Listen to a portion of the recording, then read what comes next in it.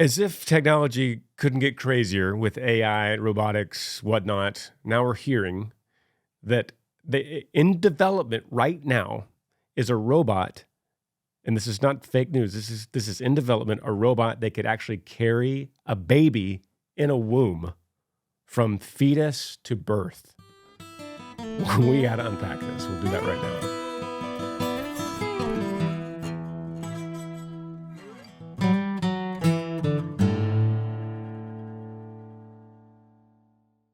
You're like full Tennessee now. Like you got the shirt on, you got the classic white brick in the background. That is like a Nashville house has white brick on it. Yeah, it's kind of everywhere, and we're really liking it. The beard's coming in nice and full, no patchy spots. I don't know. I don't know if it's the Hattie B's chicken or if it's the whiskey. But it's all coming in nice and full now. I was going to ask if you had Loveless biscuits for breakfast this morning. That would complete it. Have you been to Loveless Cafe yet? Yeah. Oh yeah, that's great over there. There's so many good places. There are if you want to get fat, move to the South. Yeah, so right. I used to live in Nashville. Yeah. Do you have a fire pit? Like, will we get to see some Kirk around with the Bible and around the fire pit one of these days? Of course. I mean, I didn't learn how to burn my trash until I came to the South. We can't do that in California, but here, it's all it's how we keep warm in the winter. Mm-hmm. We do have a fire pit, and I love sitting around it. I love when my family comes over for Sunday night dinners. We're so fortunate, Granger. We moved from California when all of our children became adults and moved out of the house, and they went to all these different states. Well, a couple of them were in Tennessee, and my wife and I didn't want to be, away from our kids. So we moved to Tennessee, and then all of the other kids felt like they were really missing out. And so now all of them are here, and we have Sunday night family dinners every week. So we're so thankful. We're so blessed. We love it. That is amazing. Sunday night dinners. Yeah. When I was on tour, that was something I just couldn't do. So yeah, having that camaraderie, that family dynamic, using Sunday, the rest day, it's a wonderful thing. Yeah, I'm happy for you. Well, thank you. And as we're recording this, Lord willing, I think I'm going to see you in a month or so. Amber is going to come out there. We're going to be on your show. Great. So get to hug your neck in person. Something I don't know about you is I don't know the story of you being locked out of the library. What is the deal with that? Yeah. So, well, this was maybe 3 Christmases ago. I wrote a children's book about the fruit of the Spirit. Love, joy, peace, patience, kindness, goodness, gentleness, faithfulness, self-control. And I wanted to read it in public libraries, like a story hour for children. And there were others who were already doing this, like drag queens. And I was denied by over 50 woke libraries that previously held drag queen story hours for children. So if you want to be a dude in a beard with a dress and read inappropriate stuff, you can go to a lot of these libraries. But if you want to be a Christian and talk about faith, hope, and love, it's a hard no. I went to some friends at Fox News and other places. And I think it was after 1 or 2 of them had sort of allowed me to tell the story that these libraries reversed course, sent a link to an invitation to come back to their library, but they told us already that they weren't interested, that nobody would show up. They didn't want my messaging, was their words. But when we did show up, we were greeted by 3,000 parents and grandparents at the very first library in downtown Indianapolis. In fact, they said it was the largest event that they had had since the opening of the library 100 years ago, and that this was really indicative of a widespread movement of parents who were disgusted by the values that are being forced down their throats and in their communities, particularly big cities, and they want to get back to the values that lead to their children's blessing and protection. Well, that spread. We went to DC, Los Angeles, Seattle, San Francisco, and all these places. I wrote a couple more books, and then that eventually turned into hundreds and hundreds of libraries being adopted by people at the grassroots level and doing the same thing. Then we turned it into a national day called See You at the Library, which involved hundreds of libraries, tens of thousands of people in all 50 states. And this last weekend, we went from being locked out of libraries to being invited by the Trump administration and the Department of Education to the largest library in the world, the Library of Congress. Wow. The ultimate library, to tell our children about the truth, about faith, about courage, and about patriotism.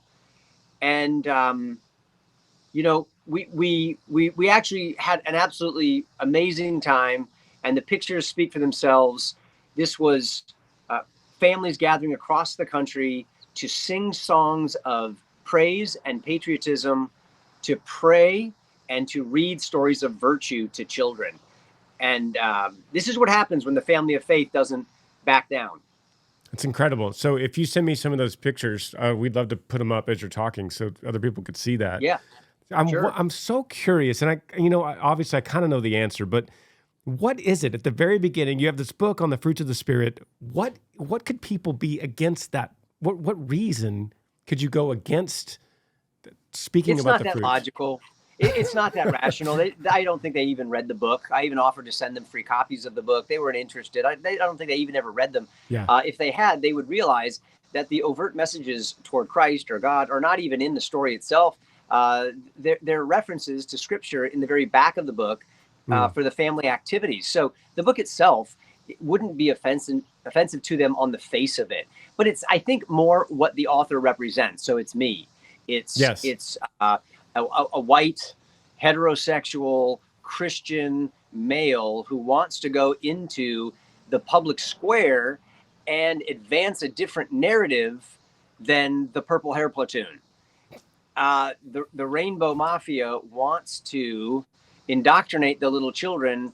And so instead of being truly inclusive and diverse with messaging, these extreme library leaders basically just, they're the gatekeepers, and they say no to guys like you and me. You don't know this yet. We have an email that Ant-Man, who you cannot see on camera here, he's got an email ready. Don't read it yet, but this is going to be great. Yeah, this is going to be great. I agree. I can't wait to get his take. Considering where this is going. Yeah, you're right. You're right. There is not logic in that. It's more so the messenger, and you are an ambassador for Christ. Yeah. And so those that hate him will hate his messengers. Yeah. Yeah, and I don't blame them for sort of, turning their nose up at me, particularly if I represent the very things that are the antithesis to what they want to demonstrate. But they have to remember this was not leftist, communist, socialist ideas that gave them the constitutional right to have freedom of speech and freedom of their religion. Even if it's secular humanism, it was a Christian nation with Christian founding principles coming out of the Scriptures that actually produced these types of rights and these types of governments where it's representative government for the people, by the people. And when you play by those rules, then guys like me do get to show up. In fact, it's illegal. It's against the Constitution. It's the most distasteful kind because it violates religious liberty. Which, of course, they don't want to live in a country that does that. If they did, many of us would buy a one-way ticket for them to China or to North Korea, and they could live in places like that. But they want to be here standing on Christian values and American principles while undermining the Republic and true religion itself. Yeah, that's fascinating. Calling you narrow-minded, right, when they can't open their mind enough to have you speak about the fruits of the Spirit. That's right. And calling themselves so inclusive that they just can't tolerate a guy like me really reveals the absurdity of the argument. All of us want to filter out bad stuff. And so it really just comes down to not whether or not you discriminate against ideas. It's just what ideas do you want to discriminate against, right? I mean, right. Not all ideas are good. Clearly, we know that, and they think so, and I think so. But I believe that the choice ought not to be between the left or the right. There are some who would want to force us to make that choice. I think the real choice is between up or down. And we either go up to the values and principles of heaven that are manifest in the laws that we find in the Constitution and the values that undermine them, or we go down back to socialism, communism, fascism, dictatorship, whatever the form of government that is essentially, you bow down to the king, to the dictator, to the samurai, to the shogun, to the prince, to the king, and they are above the law. We are then their subjects, but we don't have subjects in America. We are citizens. Citizens literally means co-kings. This is a government where the sovereign in America is we the people. We are the leaders. The government is not our leaders. They are our representatives, and they're there to represent the leaders, who is you and me, moms and dads. And then we need to hold them accountable. And this is why I like congregationalism in our church polity. I'm kidding. That's a different topic. That's a whole different topic. That's super interesting too. So, Kirk, did any of this influence your move to Tennessee from your beautiful home state of California? Not primarily. I mean, I could make a story out of that, but no. It was primarily we want to be near our children. We're family people. We had 6 kids. And now we've got a granddaughter. I don't want to be living 1,000 or 1,500 miles away from our kids. We want to be doing what we're doing now, which is be together.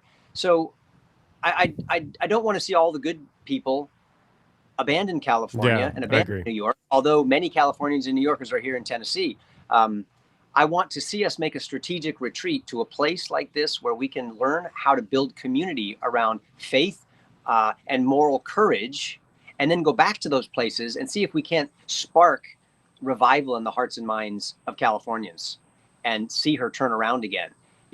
She has an amazing history of Christians. I mean, you think of all of the cities there. We've got all the saints and the angels. Los Angeles, City of the Angels, Santa Barbara, San Jose, San Miguel. These are all saints. And Father Sarah and others who, blazed the Oregon Trail and made it back there. The Whitmans. There's amazing history, but we have lost it, and we've lost it on our watch, and our children are going to pay the price. So let's turn it around. I love California, and many people listening right now are from California. There are so many people that feel abandoned because they are the silent majority there. Yeah. And so, it's some of my favorite. And New York, you can say the same thing about New York. You get kind of pigeonholed because of the cities. But there are so many people there that just don't align with the views of the people in the city there. Yeah, that's true. And when we've gone to those libraries and people feel like they can show up, they say, thank you for coming, because people think we don't want to see you here anymore. But that's not true. That's the voice that goes out. That's and right. The rest of us are shaking our heads, but we're being silenced here. And they're afraid of the blowback. But when now you go to these places and people are coming out of the woodwork. There is a new courage that is infectious, and I'm really excited to see that. And it couldn't come at a better time. I love that, man. Maybe we should go read at a library. I'm in. That's a good idea. You want to read some of these emails at the library? You got emails from the library? Yeah, I'm curious. You sparked my interest in this letter. What's it all about? We're gonna do that. I love your show, the new show, Kirk Cameron show. Yeah. Thank you. Yeah. You feel like I feel like you've kind of hit a stride with this show. Do you feel like that? Well, thanks. Yeah, it's kind of like running a 5K. I can't run a marathon, so I can't speak to that. But it's like running a 5K. Like the first mile is the hardest, right? Yeah. And then you kind of all of a sudden you're like, you kick in, the stomach ache's gone, and now you're cruising. So we started the Kirk Cameron show just a couple of months ago, and I think we've done like 45 episodes. And it's what I love about it is we couldn't figure out what types of content to provide. because I wanted to do like morning devotions with people over a cup of coffee at sunrise. And we actually do that every Monday morning, but then we come back in on Wednesdays, and my son's always got some wild, bizarre, dangerous conversation that I normally wouldn't have on television, because it's about, the transgender movement, or it's about AI girlfriends, and it's about pastors and pornography. And so we decided, let's just have an unfiltered Wednesday dangerous conversation with a 21-year-old son. And then Fridays is a weekly wrap up of politics and pop culture. So what in the world happened to Chip and Joanna Gaines, and why did Elon Musk roach on Trump, and then what's going on with the Putin Zelensky Trump meeting in Alaska, and how do we filter that through a biblical lens and actually do something about it, not just gossip and complain about it. If you're trying to get a gift for someone that you think has everything, how about a special video message from me? It's easy to do. Go to cameo.com/Granger Smith and you put in the prompt what you want me to say. I get that message on my phone. I'll say happy birthday, happy anniversary, whatever personalized message you want me to say to whoever you want me to say it to. I send it to you and you give it to them. It's pretty cool. Go to cameo.com/Granger Smith. Your son is brilliant, by the way, too. He's easy to listen to. He's going to get don't say that out loud. He's going to get a big head. I won't tell him you said that. Does he do all the research for these things? Yeah, he does. He does all of this. And awesome. Today we actually recorded an episode today. It's going to come out on Wednesday, and it's all about tomorrow. Yeah, it's all about. This is airing later. Sorry, I dated you there. We actually just filmed an episode where he wants to talk about what is true worship and why are we doing it? And it really came down to his being fed up with churches that have this section in the service where people seem to just have sort of an emotional religious performance, it appears, or get some spiritual goosebumps and enjoy a feeling. And he's wondering, is that what the scriptures say worship is all about? It's music and singing and, falling down on your knees and crying. What is worship after all? And did Jesus ever do it? And if so, what does it look like? And so it was kind of a look into false religion versus true religion. I'm sorry, false worship versus true worship. And it was really interesting. That is so fascinating. Such a great topic that we need to keep at the forefront right now. Because I think, because it's, first of all, the idea that music is the only worship is a foreign thought and very modern. That you've got your church service, and part of it is worship, and that's the music part, which is totally false. It's never been that way. Wait a minute. That's just fascinating stuff. And then the idea is that if there's any kind of performance going on, which is also a very modern idea, where there would be people performing, then that means that the majority of the people are consuming. They're just consuming. They're just kind of absorbing it, and they have no contribution to the worship at all, which is another very strange thing. You could not explain this to people 200 years ago. Right. Yeah, it's so different.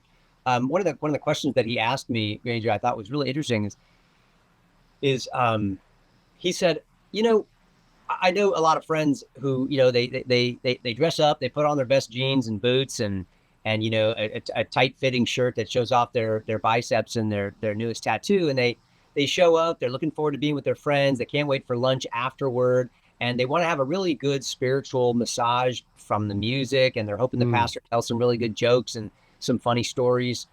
And he said, I wonder if you took all those things away, if my friends would still want to go to church. Like if you told them, we're not going to go to lunch afterward, and everyone just needs to wear the same thing. Like everyone's just going to be in like khakis and a blue shirt, everybody. So like there's no impressing anybody with your wardrobe.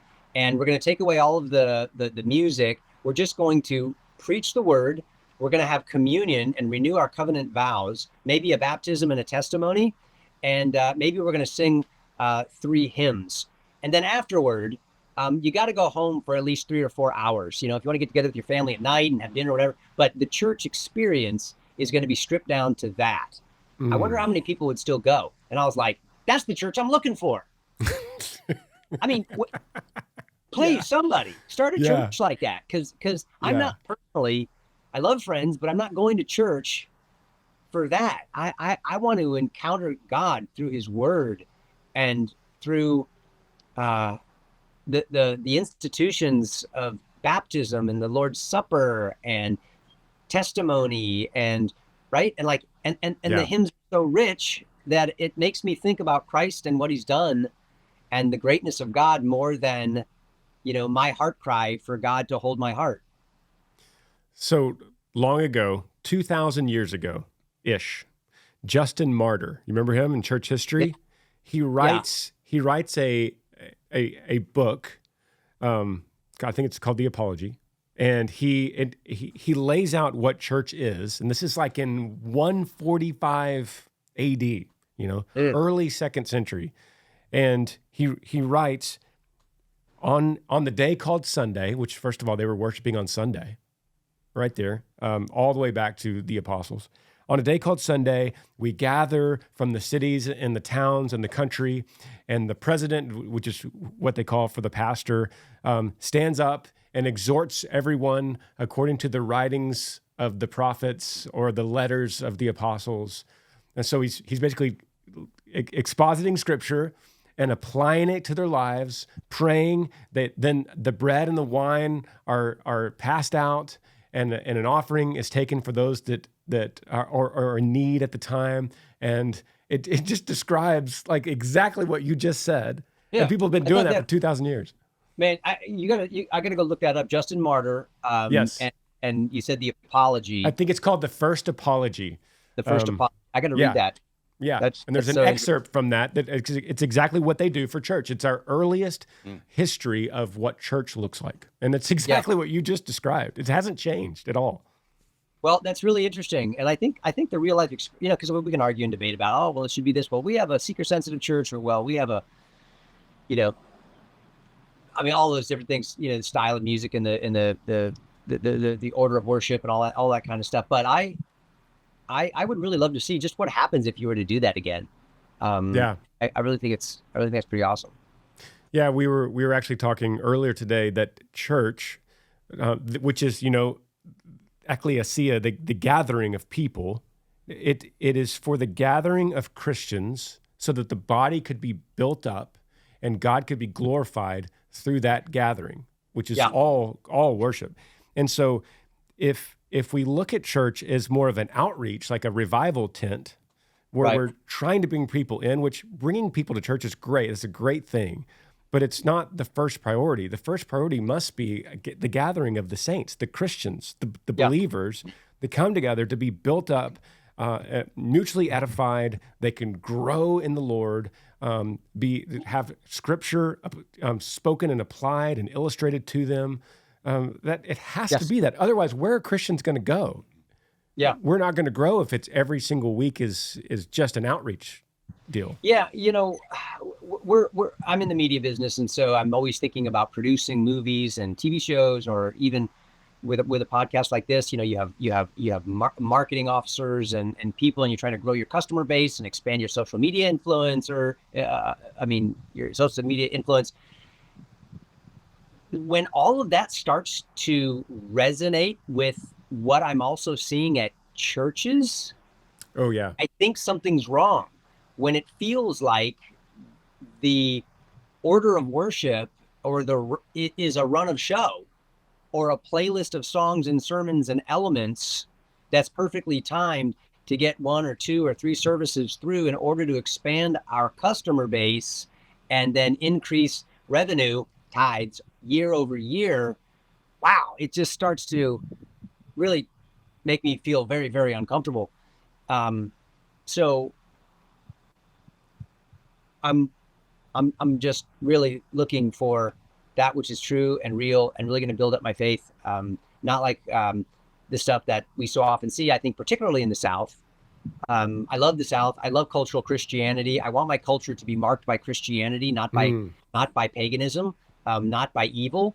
I want it to be a culture that is derived from Christianity, just not what my son calls Instagram Christianity. He's like, unfortunately, that's a lot of what I see, Instagram Christianity. And I think that just sort of says it.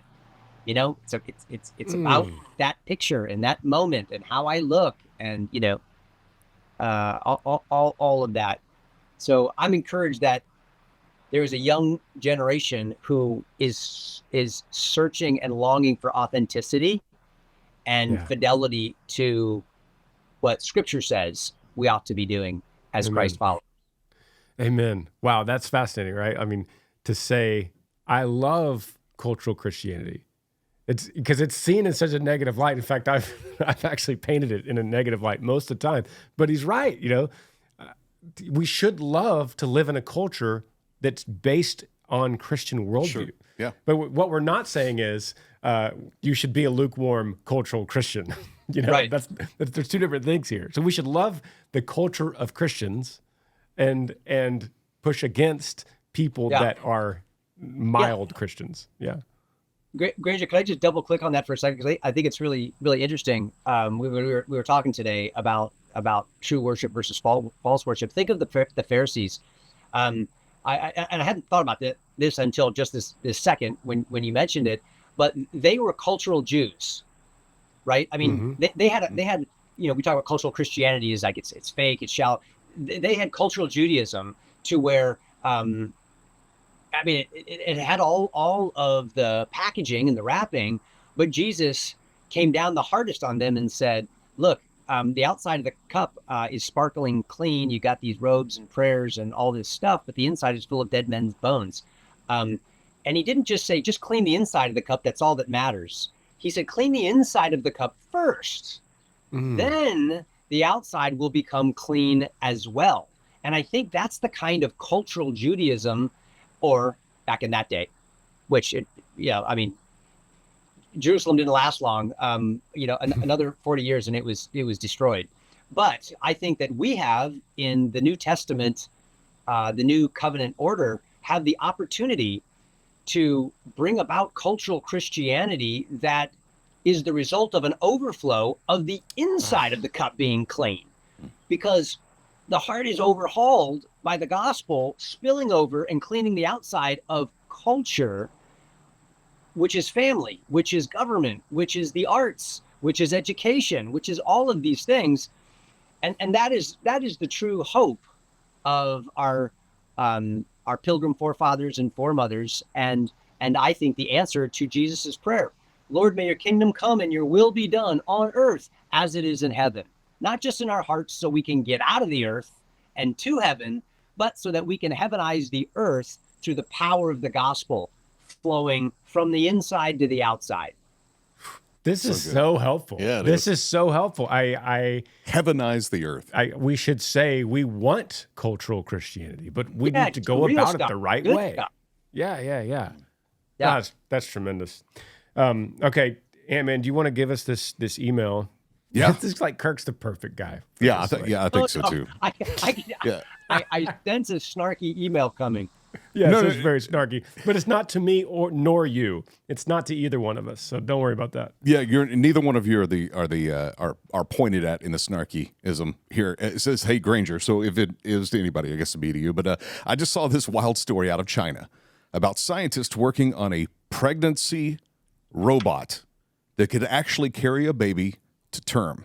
Supposedly it has an artificial womb with nutrients pumped in and everything. Made me wonder what you think about stuff like this. Is there a situation where something like this could be a good thing, like helping with infertility or preemies? Honestly, it just feels like society might be pushing too far with AI and tech, and I'd love to hear your take on it. Thanks, Jeremy. Have either one of you heard about this yet? No, I have not. A robot womb? What could possibly go wrong? Nothing. It's been perfected, Kirk. It's been perfected. Come on. Okay, did you look this up? Did you fact check this at all? Yes, I did. Okay. Here's what we do know. A prototype timeline is already in the works, expected by, I believe, the fall of 2026. A prototype. How it works, the artificial womb contains synthetic amniotic fluid, and the fetus receives nutrients and oxygen through a tube, much like an umbilical cord. The cost projection, they already have that, from estimated at about 100,000 yen, or in the United States, just under $14,000. So this could be appealing to some surrogacy, because that right there already runs between like $100,000 and $200,000 here in the United States. The motivation, adoption. Seen as a potential solution to infertility, reducing physical and emotional burdens on women, and addressing demographic challenges such as declining birth rates. So yeah, there's some validity behind this. They say that multiple reputable news outlets reported that a Chinese company named Keiwa Technology has unveiled plans for a pregnancy robot. Kirk, you have 4 adopted children. Is that right? Yes, that's right. What does this mean for our worldview, do you think? Yeah. Well, first of all, I don't hit the panic button with stuff like this, because I remember that when technology had gotten to the point, and evil had gotten to the point where the hearts and minds of men were only evil continually, and they built a great big tower called Babel. God had no problem frustrating their plans, scattering them, and starting over. So if you want to talk about the Great Reset, Klaus Schwab ought to be shaking in his boots about a bigger Great Reset that could, swallow him up in a deluge. So I don't hit the panic button, because I know that the blessed controller of all things is behind the curtain, and he's working all things together for good for those who love him and are called according to his purpose. So that's my framework. Yeah. There, I say, okay, what do I think about robotic wombs? Well, I wouldn't be surprised if that robotic womb actually started with a robotic wife, and you could just impregnate her. They could work that out. I mean, I've seen robots that are already walking around with AI and flesh-like, substances on the body, and there's 100% of that stuff's all coming down the chute. And then who needs a wife anymore? Who needs a husband anymore? She'll do everything you want. She never says no. And she'll make the baby with the green eyes and the curly hair that you want. And it'll be cheaper than adoption or IVF or whatever. So I think all of that's going to be possible. At the end of the day, do I trust that that's going to be a good thing? Well, we could say that it's a good thing, and that's how you get it to kind of go through with tax dollars and stuff. But we have a terrible track record. I mean, look what we do with opioids, and look what we do with AI and other technology now. We don't have the moral maturity to keep up with what God has allowed us to discover technologically. And if we don't stop being retarded morally and spiritually, we're going to kill ourselves, and God, I believe, will let us do it. So with regard to all of these things, I don't know where it's going to go. I don't have a crystal ball, but God knows the past, the present, the future, and he will use it for the good of those who love him. But it sure is fascinating. And I think at the end of the day, it will come down to people having to make the decision that it'll come down to, what does it even mean to be human? I mean, we've already gotten to the point of what does it mean to be a man? And the elites in the academic circles can't seem to even answer the question. What does it mean to be a woman? I think it's going to get to, what does it mean to be a human? And it's going to ultimately come down to, either we're made in the image of God, or we're just a bunch of chemical reactions and electrical impulses. And if that's all we are, then what's wrong with transhumanism and robotic wombs? Maybe just an improvement on the evolutionary design. But if we're made in the image of God, then our first priority must be to honor our Creator and ask him how we ought to be making babies.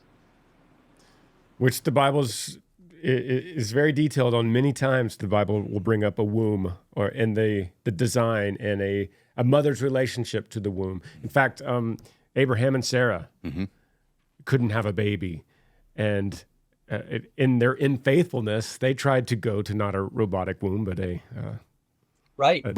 Would they not have, though, if this were available? Yeah. Hey, this is this is the answer to God's plan for our family. This robot right here. Mm-hmm. Oh, and I mean that's the challenge with things like IVF, right? I have family members who have children today through IVF, and we also know the tragedy and the heartbreak that is the downside of IVF. All these little embryos that are being flushed away. Yes. That could be people, and we're saying that they're embryos, just like little embryos that are in a womb that get aborted. And so, it's this kind of technology presents great moral dilemmas, and we need to pick up our game morally and our ability to reason biblically. And what's the story of your 4 children adopted? Were there different stories? Well, they each have their own different story. They're all, we adopted them all about a year apart, and from all different places here in the U.S. And our kids, we have 3 boys and 3 girls, and now they all live here in Tennessee. Some of them are married, some of them are not. We have a granddaughter, and so we're kind of like the Brady Bunch. Except without Alice and the butcher and Sam the butcher.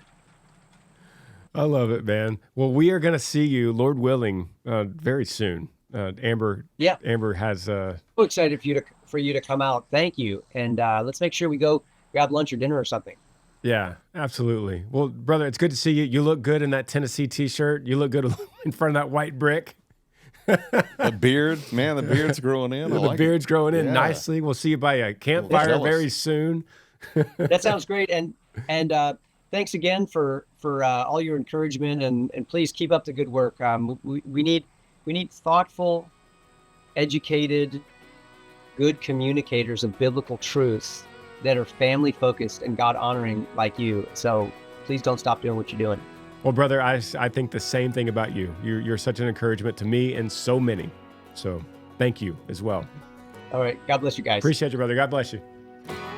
Thank you so much for hanging out with me on this episode of the Granger Smith Podcast. I appreciate you being here. If you're listening right now, go ahead and rate today's podcast. It helps more folks find the show. And if you're tuning in on the iHeartRadio app, you could actually set this podcast as one of your presets, which is cool. That way, I'm just one tap away. If you're watching on YouTube, don't forget to hit like and subscribe so you don't miss any new episodes. And if you got a question you want answered right here on the show, just email me, podcast@grangersmith.com. I'd love to hear from you. Thanks again for being here. We'll see you next time. Yee yee.